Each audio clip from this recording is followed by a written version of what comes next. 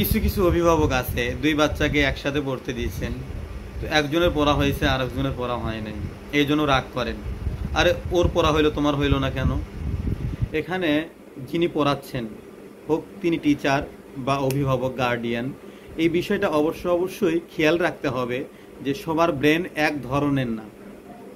আপনি যেভাবে পড়াইছেন একজন সে খুব সুন্দরভাবে বুঝে নিয়েছে, আর একজন বুঝতেছে না। এর মানে হলো দুইজনের ব্রেন ভিন্ন রকমের, হয়তো একজনের ব্রেন একটু বেশি আর একজনের ব্রেন একটু কম। তো আপনি একে 5 বার বলাতে সে বুঝে নিয়েছে, তার মুখস্থ হয়ে গেছে, সে আপনাকে সুন্দর করে শোনাচ্ছে। আর একজন যে আছে তাকেও 5 বার বলছেন, সে আপনাকে শুনতে পারতেছে না। এখান থেকে আপনাকে বুঝতে হবে যে তার হয়তো ব্রেন একটু কম, তাকে 10 বার বলতে হবে বা 12 বার বলতে হবে বা 15 বার বলতে হবে। অনেক অভিভাবক আছেন যে বাচ্চাকে পড়াইতেছেন, তো এর পড়া হয়েছে, একে 10 বার বলছে, এর পড়া হয় নাই 10 বার বলছে, এরপর 20 বার বলছে, 30 বার বলছে, এরপরেও যখন হয়নি তখন রাগে ফায়ার হয়ে গেছে, সেই রেগে গেছেন, তেলে বেগুনে জ্বলে উঠছে, মনে হয় এখন তাকে খায়া ফেলবে, মারবে। এখানেও অভিভাবকের দোষ। কেন? যে আপনি আপনার সন্তানকে দিচ্ছেন যেইভাবে, সেটা হয়তো সে ক্যাপস করতে পারতেছে না, নিতে পারতেছে না।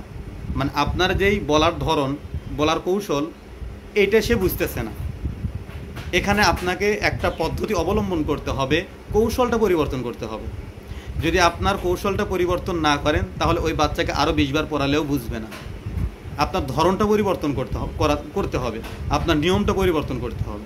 একজন টিচার যিনি হবেন বা একজন অভিভাবক যিনি পড়াচ্ছেন, এটা তার মাথায় থাকতে হবে যে আমার এই সন্তান বা আমার এই বাচ্চা, আমার এই ছাত্র কিভাবে বললে সে বুঝবে সহজেই, এটা তার ধারণা থাকতে হবে, এটা তার বুঝতে হবে। যদি না বোঝে তাহলে তার বাচ্চাকে বোঝাতে পারবেন, শিখাতে পারবেন। শুধু পড়াইলেন, সে পড়তেছে কিন্তু সে আপনাকে শোনাতে পারবে না, মুখস্থ করতে পারবেন। এই বিষয়গুলো অনেক অভিভাবক এটা জানে না, বা এটা মনে করে আমি তো বারবার পড়াই, কেন হয় না, কেন হচ্ছে না। কিন্তু না, আপনি যতই পড়াচ্ছেন, যতই পড়ান, সে তো আপনার ভাষা, আপনার কৌশল, আপনার ধরন, আপনার নিয়ম সে বুঝতেছে না। সে তো ছোট, সে তো 4 বছর 5 বছর, সে তো আপনার বড় কথা বা আপনার যেই ভাষা, আপনার যেই বলার ল্যাঙ্গুয়েজ, এগুলো সে বুঝতেছে না। সেক্ষেত্রে অবশ্যই সে যে ভাষায় বোঝে, সে যেভাবে বোঝে সেইভাবেই তাকে বোঝাতে হবে, সেইভাবেই তাকে বলতে হবে। আমি এর আগে একটা ঘটনা শুনছিলাম, আমার এক শায়েখ বলছিল যে তুমি যখন ছোটদেরকে পড়াবা, বাচ্চাদেরকে পড়াবা, তখন তোমাকে বাচ্চাদের মতো হতে হবে। যদি বাচ্চাদের মতো তুমি না হও তাহলে বাচ্চাদের মতো তুমি কথা বলতে পারবে না, তো তোমার কথাগুলো বাচ্চারা বুঝতে পারবে না। একটা ঘটনা বলছিলেন তিনি যে এক বাবা তার সন্তানকে নিয়ে গেছে মেলাতে। তো মেলা পাওয়ার আগেই অনেক দূর থেকেই মাইকের আওয়াজে সন্তান অনেক খুশি, অনেক আনন্দ, অনেক মানে হাস্যোজ্জ্বল চেহারা, বাবার সাথে সেই খুশি মনে মেলাতে যাচ্ছে। বাবাকে বলতেছে বাবা মেলাতে যাচ্ছি, মেলায় যাব, এই সেই অনেক কিছু বলতেছে। আর যত যাচ্ছে ততই খুশি হচ্ছে। তো রাস্তা থেকে যখন মেলার ভিতরে চরকি, নাকড়দলা, এরপর আপনার বিভিন্ন জিনিসপাতি দেখতেছে, তখন বাবাকে জিজ্ঞাসা করতেছে, বাবা ওই যে নাকড়দলা, ওই যে চরকি, ওই যে ওটা, ওই যে ওটা, ওই যে ওটা, এই বিভিন্ন জিনিস জিজ্ঞাসা করতেছে। আর সন্তানের ভিতরে অনেক খুশি, আনন্দ। তো বাবা যখন মেলার ভিতরে ঢুকাইছে, বাচ্চা কান্নাকাটি শুরু করে দিছে। বাচ্চা কান্নাকাটি করে কেন? তো যতই মেলার ভিতরে ঢোকে ততই কান্নাকাটি করে, যতই মেলার ভিতরে ঢোকে ততই কান্নাকাটি করে।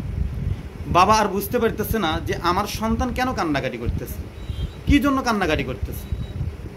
তো এক পর্যায়ে বাবা যখন সন্তানের মতো হয়ে, অর্থাৎ বসে যখন দেখতেছে যে মেলার ভিতরে তো আর কিছুই দেখা যায় না, যখন মানুষ আর মানুষ, বাচ্চা তো ছোট, সে শুধু পা দেখতে পারতেছে।